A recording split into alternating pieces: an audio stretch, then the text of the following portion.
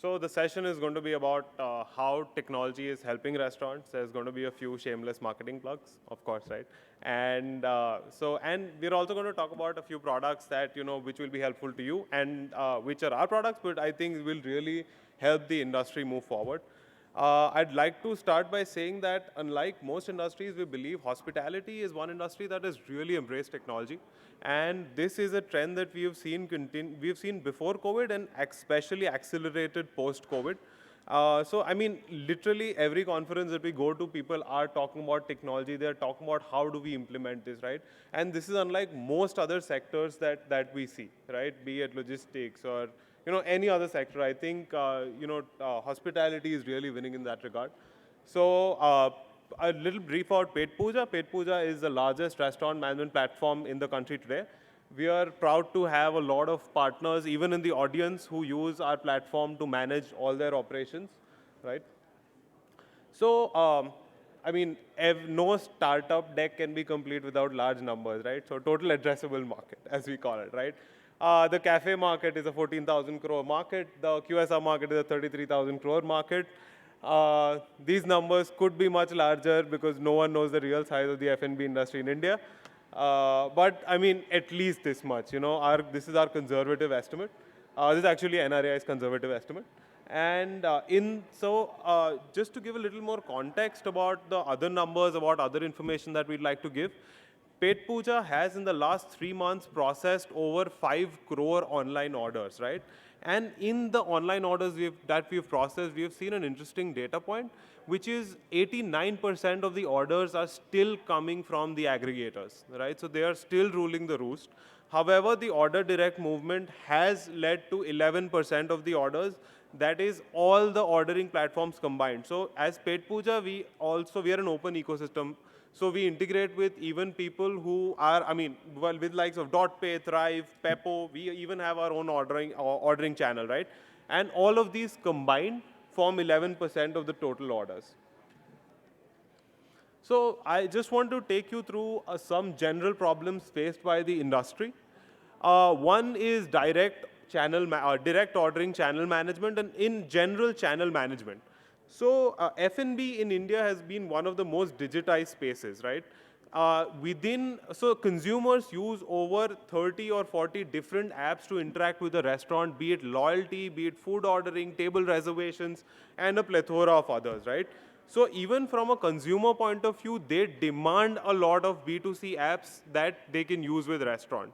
Now, as a restaurant owner, how many of these dashboards are you going to use? It becomes too confusing trying to just keep switching between dashboards, having so many channels of accepting incoming orders, right? The second problem is inventory management. So inventory is one of the largest cost heads, right? Food cost is one of the largest cost heads for any restaurant, and that is extremely difficult to analyze. On the platform that we have, 55% of our clients actually use some form of inventory. Only 5% actually log in stock and consumption. Without logging in stock and consumption, you will never know your actual variable cost and your margins, right? The third, which is a very large and interesting problem, is the delivery problem. For the likes of Amazon and Flipkart, delivery is a one-to-N problem, which is one hub to N players to be delivered, N customers to be delivered to. Logistics for F&B is extremely challenging because it is an end-to-end problem. There are N pickup points and N drop-off points. We still have seen limited serviceability by third-party logistics players, right? All of them combined, we feel, contribute around 85 to 90% serviceability. But even those 10% of those orders that get missed are the orders that restaurants get bad reviews on, right? Mera khana hi nahi aaya, So the second is customer is now so habituated to quick delivery, which apparently is even going to go quicker from now on, right? According to the new announcements that have come up. And the issue of creating your own fleet always exists, where the fleet costs are going to be fixed, but the numbers of orders are going to be variable, right? So this is another issue that is plaguing the industry. Okay, so how does Paid Puja help? Paid Puja has over 150 different integrations, right? So right from aggregators, Swiggy, Zomato, Dunzo, Amazon, and we also integrate other third-party ordering channels. All of that is integrated onto paid puja. For larger outlets, we also integrate their ERPs. So all the data from the POS goes to the ERP, be it Navision, SAP, Tally, all of that. All of that happens together. We follow an open ecosystem philosophy. Like I said, all our APIs are available. Anyone can come and integrate with us. So we essentially will be the operating system, the sole operating system of any restaurant. Every other third party gets plugged into our platform, right? And there's something very interesting that we have called the online order reconciliation. This actually allows you to match the orders on Swiggy and Zomato once you upload their payout reports with paid puja orders. It'll tell you the true cost of operating on the aggregators, right? So this is what we do. This is a shameless marketing plug. Now that's done for. Okay, so restaurant cost management, right? Like I said, inventory tracking is the need of the hour. Generating food cost reports, knowing your pilferages, all of this is extremely important because otherwise you don't know at the end of the day how much you're taking home, right? Just as an example, the price of lemons has shot up. When you created your Nimbu soda, when you priced it, lemons were priced at 50 rupees a kilo. Today, if they are 150 rupees a kilo, you might not even know that you are making a loss on your Nimbu soda or your Nimbu pani, right? Hence, it is extremely important to know your food cost report, right? So, okay, now the basic problem in inventory, so the inventory is a two-step process. The first is configuring your raw materials and your recipes. That's a one-time thing, right? Most restaurants get to this stage. The thing that restaurants aren't able to do successfully is actually manage the inward, because that is generally handled by the staff. You need to keep doing it. That's an operational exercise. In the next 3 months, we've been working on something called Kharcha. Right? In the next 3 months, we're going to be launching this. We've been working on this for the last 1.5, 2 years now. What Kharcha will enable you is just click the photo of a B2B invoice. Your entire inventory will get autofilled. Right? We will extract all the data from that invoice saying potatoes 5 kilos, it'll go into inventory. Hops 2 kilos will go into inventory. Not just inventory, it'll also go into your accounting software, and we will give you price analytics. What is the cost of lemons over the past 1 year from X, Y, and Z vendor? 1 year down the line, when there is enough data, we'll also be able to tell you that, say, hey, the average cost of lemons in Bangalore is this, and you lie here, right? So this is an upcoming revolution that we're going to bring about. Another problem, high staff attrition rates. I think this industry is plagued by attrition rates over 50%. My team had written a number of 75 to 80%, and I didn't want to get flack for it, so I made them change to 80. But genuinely, whatever the number, it is extremely high, right? There's a very high demand for trained staff, and there's a high employee turnover. The work timings are long, right? The work conditions in the kitchens are grueling. And I mean, yes, it's one of the largest employers in the country and so on and so forth, right? I would love to say that we've been able to solve this problem. We haven't. I don't believe anyone has. The only reason is that hiring is a very manual process, right?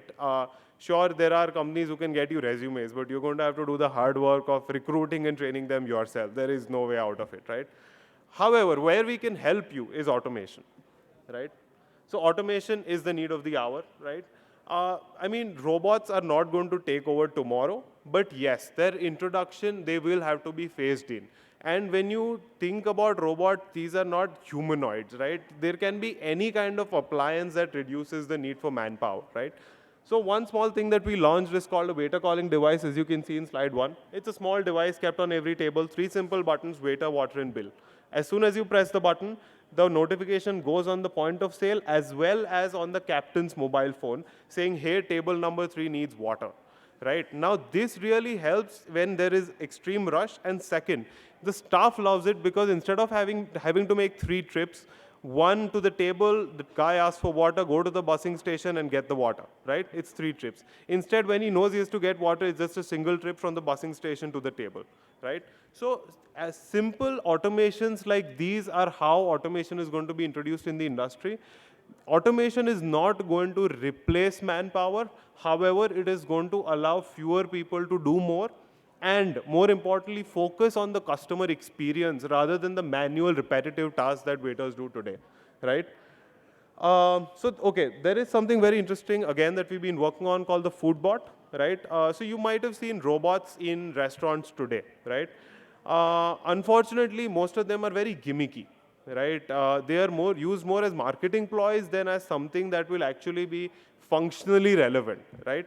The other issue is that they cost over 6-7 lakh rupees, right? Now, if a robot can do half the work as a waiter, you can't charge 3 times for it, right? So we believe that this will work when the cost of the robot will come below 1.5 lakh rupees, which is what actually we are doing. In the next 6 months, we're going to launch a robot with a cost less than 1.5 lakh. We are not promising the moon. We are saying it will bring the bill from the cashier to the table, bring food from the kitchen to the table, take soil plates back, and take your order. These are the only 4 things we are committing, right?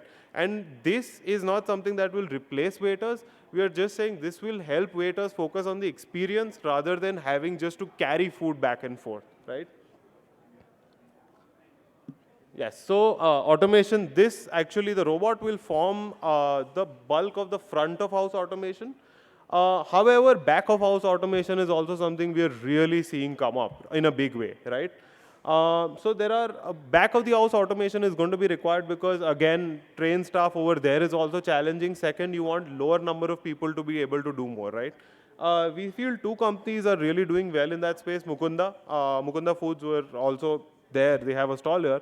I think they're building interesting appliances, to automate a lot of the QSR parts.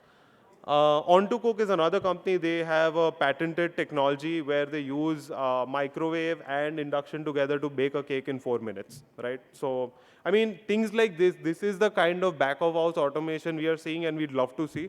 And we believe that tomorrow, integrate with the point of sale. Say the point of sale, you punch fries.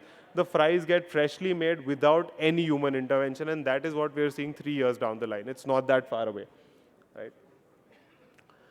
Okay, so this is something very interesting again that we have already launched. It's called Tweeto. It's an app for making food graphics. Now, a lot of you use Canva, right? Canva has a lot of flexibilities. You have drop shadows, you have 3D animations, you can change whatever you want to, right? The more freedom you give, the more complex it becomes for non-designers, right? Because you spend 1.5 hour making a creative. At the end of the hour, you feel like, nahi, ye nahi acha laga. Let me just call up my designer. He'll make one for me, right? Or you just end up chucking the entire thing and downloading something from Google. What we said instead was we already have 50, this app by the way is available for download on the Play Store. We have 50,000 different templates. You choose the template, your logo gets auto-inserted, you change the text and you publish. We don't let you change the color of the text. We don't let you edit the placement, right? The thing is, we want you to be able to do your marketing in under 1 minute. You can publish it on WhatsApp status or Instagram, wherever you want to. And we've seen phenomenal response. We launched it two weeks back. We're obviously adding around 15 to 20,000 designs a month. And these are not just food images. These are, you can use your own image also if you want to. However, we have a lot of good stock images, and we also have our own photography studio where we are helping create these food images, right? And these are not just food images, there are memes, there are filler posts, there's everything that you would need. It's essentially a playbook a handbook for restaurant marketing, right? So, yeah, thank you everyone, thanks, and this is a lovely audience, thanks.